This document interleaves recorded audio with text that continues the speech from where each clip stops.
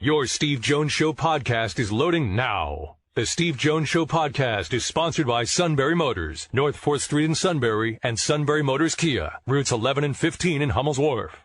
From the airport, where he's just landed, ladies and gentlemen, it is time now for Reginald Walker. Number 13 in your program, number 1 in your hearts. Stevie Jones. How are you, my man? Doing great. Is it bad to remember your number? No. Well, that just lets everybody know that that's why you're the guy, because you don't forget things.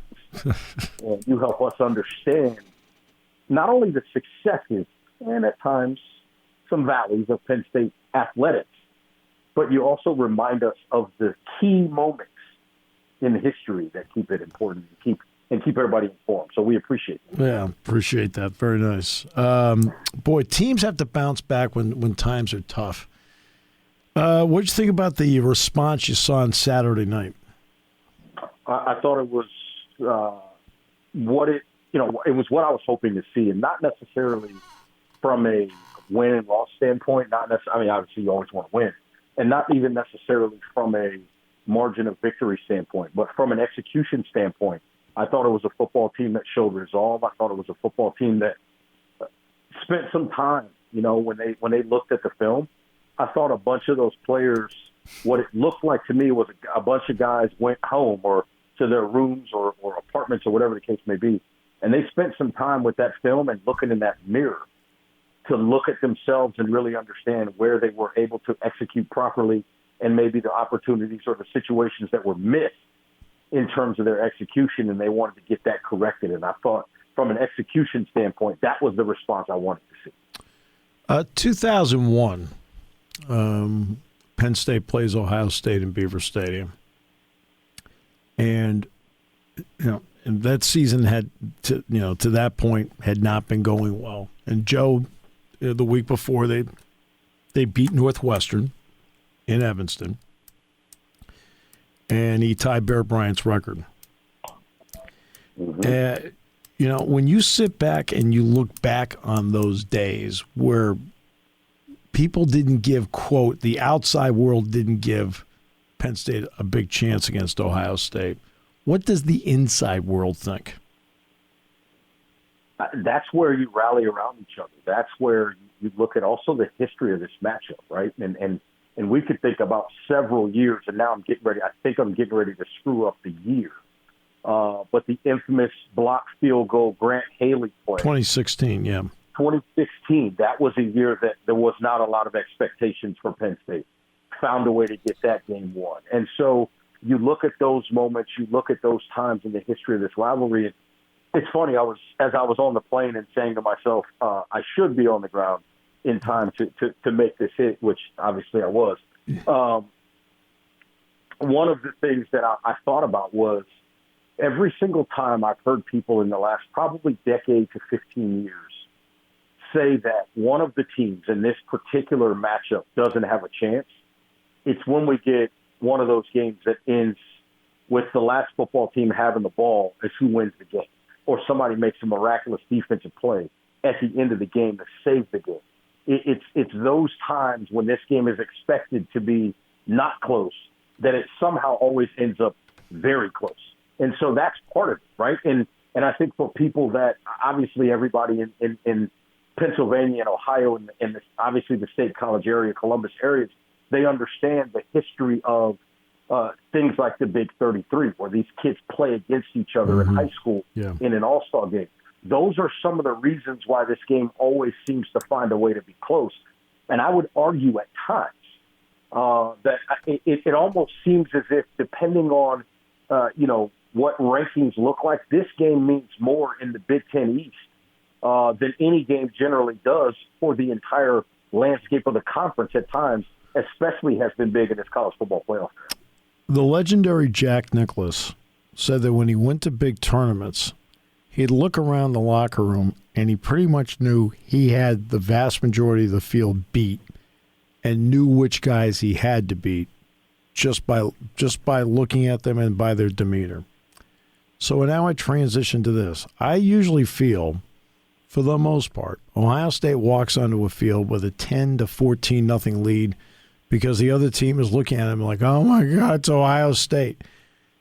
Michigan in one part, but Penn State is another team that doesn't look at it that way. And how important is it that have that attitude? Look at them like, yeah, okay, that's fine.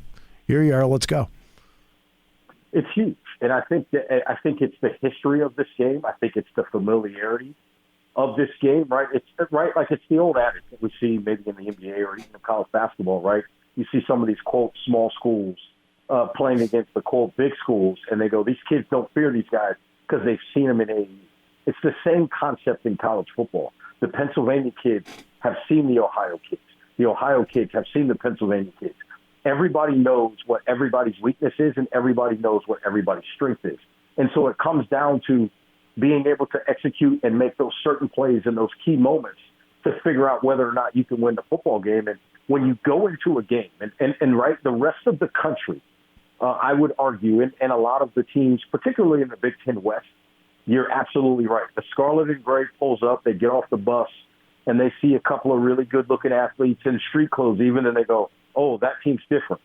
Well, when they do that in Happy Valley, Penn State fans go, that's just those guys from Columbus. Like, it's not anything different. And so that's the big key. You broke it down. You couldn't have said it any better.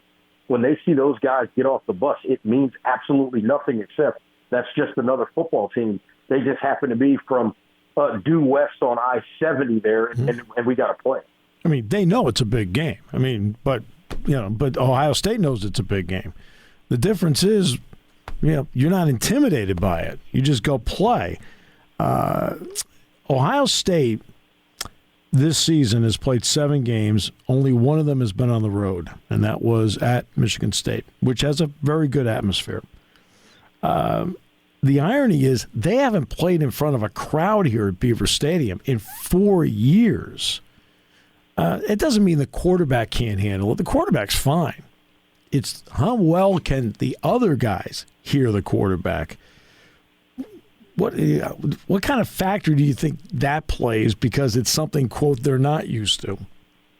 Well, communication issues obviously are a factor. And then you look at it, Ryan Day, and again, the last thing they saw was the whiteout, which is one of the best environments, obviously, and from a noise standpoint, it's another level. One of the things that impacts a team like that when they go on the road is how have they worked on whether they're going to go silent count, these clap counts, right? How is that impacted? Where's that coming from? And I'm not encouraging doing this, but obviously at times you might get some people in the stadium and the crowd doing things similar to try to mess up their offense and create those issues. And so, if the fans can be involved and be loud and stay loud, it's impactful. And that's why you hear teams oftentimes when they talk about going on the road, the first thing the coach says is we got to find a way to take the crowd out of it.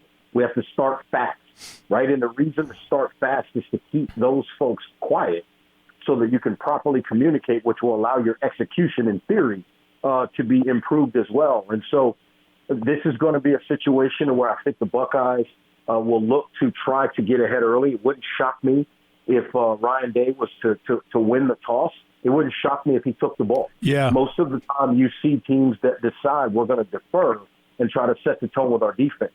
But this is a football team. They like to play from ahead.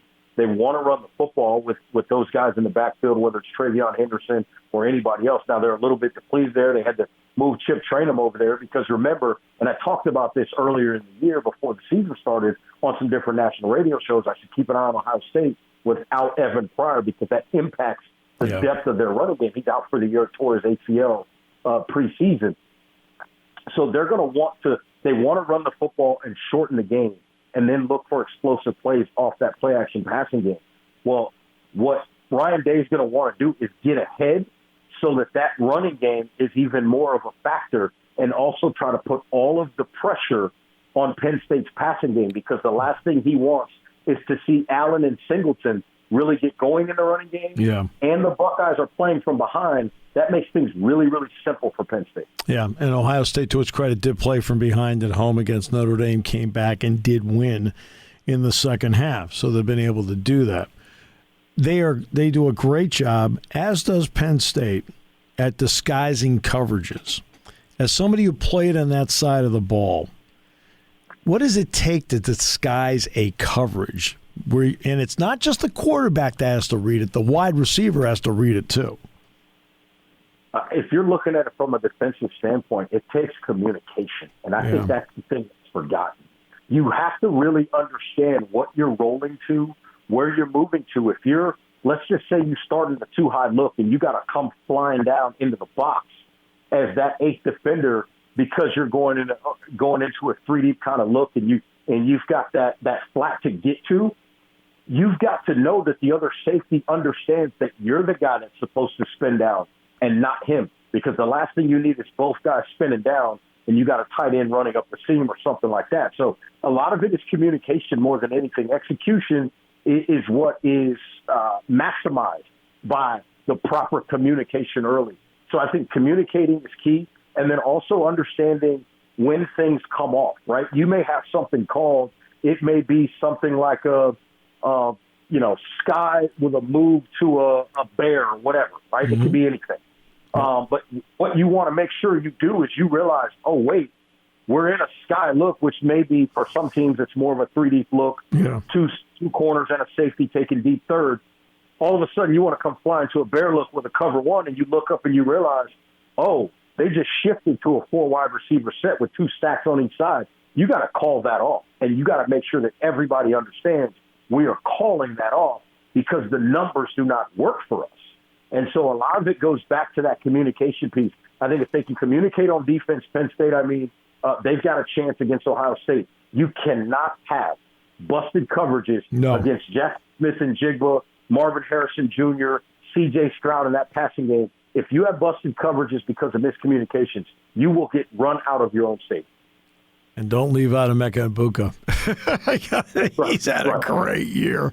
He's been phenomenal. He actually leads the team in receptions and yards so far this season. Number 2 is a good player.